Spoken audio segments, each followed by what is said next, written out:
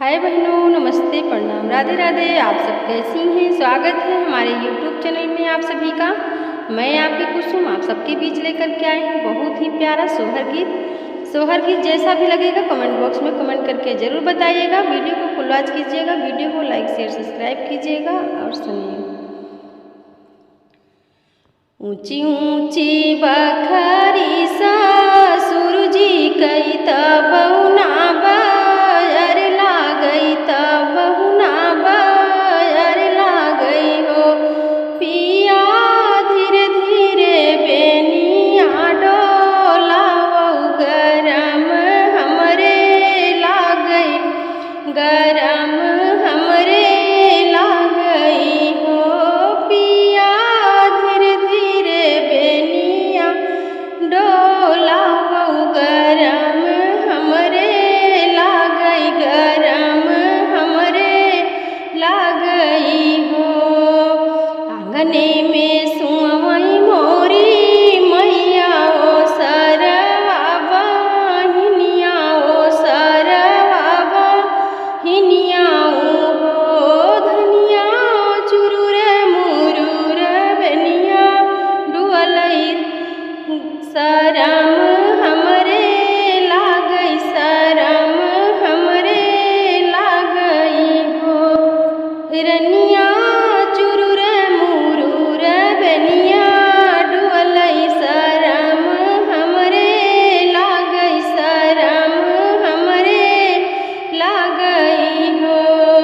बोलिया तो बोला मोरे पिया बोला हिउ नाही जान्या बोला हिउ नाही जान्या हो पिया कहवारे लाया मोरे गावनवा शरम तोहरे लागई शरम तोहरे लागई हो पिया कहवारे लाया मोरे गावनवा शरम तोहरे लागई शरम तोहरे लागई हो। जऊ हम हुअबई अपने मैया बेटी आउर बापैया बेटी आउर बापैया बेटी हो पिया दुई चार ललना हो बइये कहू नाही दियबई कहू नाही दियबई हो पिया दुई चार ललना हो बइये कहू नाही दियबई कहू नाही दियबई हो।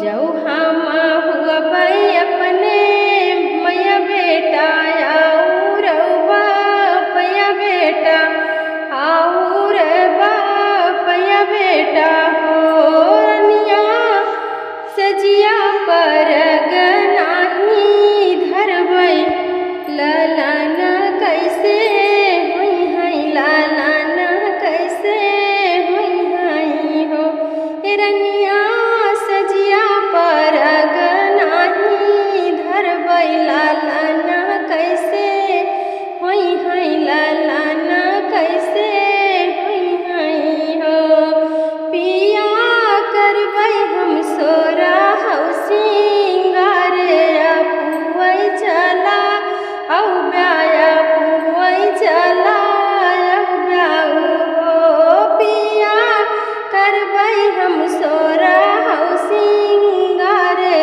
पुवई चला औ ब्याया पुवई चला औ ब्या देखा